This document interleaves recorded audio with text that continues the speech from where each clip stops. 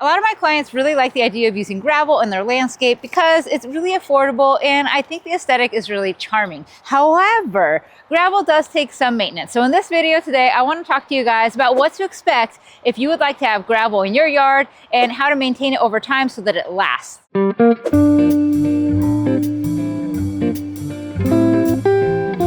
The worst thing that you could do when having a gravel yard is completely ignore it. And that means allowing weeds to take over, spread their seeds everywhere, let the gravel to be dispersed, and then it doesn't look very good and you're like, this is a terrible product. It really is a great product if you know what to do with it. And honestly, it really doesn't take that much maintenance. So let's talk about types of gravel. So in this yard in particular, we have an Arizona cobble and they're tiny little pieces. As you'll notice, it's a little bit more round. I quite like that. I can walk on this barefoot. Not everybody.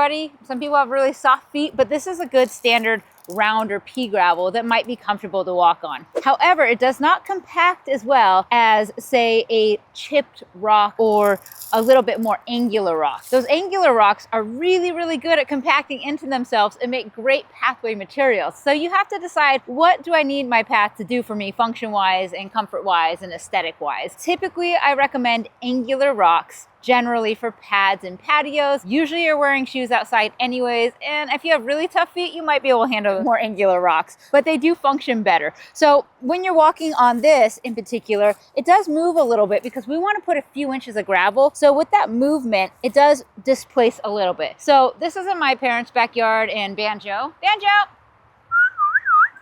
loves to run through the gravel. And when he does, he creates little trails and the rocks get displaced. So that is something to consider if you have a dog. It would happen less often with an angular gravel than with the rounder gravel that we have here. Something to consider when you are deciding to use a gravel path or gravel patio is weeds. They do happen. This gravel area is about 7 years old or so. And as you can see in other areas, the landscape fabric has torn, you have some exposed dirt. And so that creates a space that's more prone to weeds. I actually don't think that it's a big deal, but that's just me personally. But if you come out, especially in the spring, that's when they show up, and you just come and grab your weeds. If you have an older patio, it's really not that big of a deal. I recommend doing it after a rain when the roots are, or the soil is soft and the roots are not that established. If you wait till the end of summer, and these things are twice as tall, you've kind of really missed the window. And now when you're pulling it up, you're really tearing up that landscape fabric. You're bringing soil from the bottom back up, and it becomes more of a maintenance issue. So in terms of maintenance with weeds, it's going to depend on your site and the history of your site, if it's been really weed prone, and if you have neighbors blowing in Mexican feather grass and stuff like that. Those are all things to consider. But typically, weeds are not that big of a deal if you get on them in the spring. So that's my recommendation. You might get a few here and there as well. But the other thing I mentioned, that this is a 7-year-old area, and if I dig here, we still have the landscape fabric here. Yeah, I got a few weeds through it, but this does really help make a difference in terms of keeping the gravel separate from the dirt. And that helps it not get pressed in and lost and you lose material, but it also does help suppress weeds. So really the trick with gravel is go check on it every few months. Don't let the weeds get really big and don't let them throw seed. Another thing to consider when maintaining your gravel is what debris is blowing in. So with this gravel size in particular, it is small and it could be displaced by a strong blower, but I do recommend getting a blower that has variable speeds. That will allow you to blow a little lighter depending on what material you have, or a little heavier if you really need to get things moving. So this debris has been here for a little while. It'll easily blow away with the right blower. And I'll take it off of the top here, because if I leave this here, these leaves will decompose and turn into a mulch or a soil of sorts.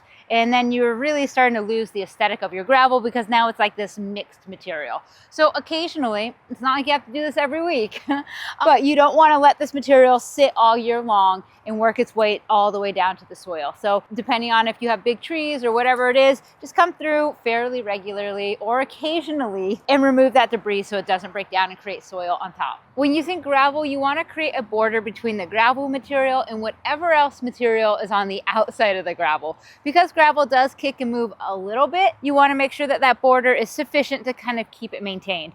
I pulled all these stones out of the yard as I was just doing landscaping, so I just used a natural stone border. I like it because It was free, just cost me my labor, but also it's a thick enough border that if this gets kicked a little, it really catches a lot of that. Really, the only thing that's kicking the gravel is my nieces and nephews and my dog. If you don't have nieces and nephews or kids and dogs, it's really not that big of an issue.